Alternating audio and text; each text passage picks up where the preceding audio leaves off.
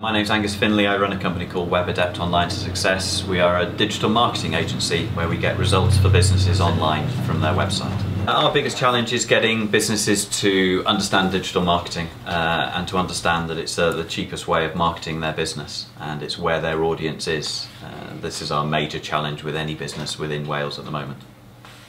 If I started now, I would offer a full range of services. We started as a training organisation and then moved on to website design.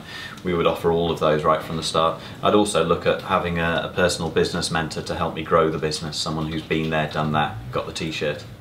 Proudest moments, we've had lots of proud moments at WebAdept. My main proud moment is any customer that comes back and says we've got results from their website or we've made a difference to their business. That's all we're trying to do at WebAdept, trying to get more results to people's websites, and that's the greatest success and proudest moment for all of us. Best marketing advice to any business out there at the moment is go online, use social media, it's free of charge, use your website, it's easy with a bit of training, all the information's on YouTube to use the internet and do digital marketing, it's very cost effective. Our other advice is use networking events has got us where we are so far through knowing people, and it's who you know, not what you know, quite often.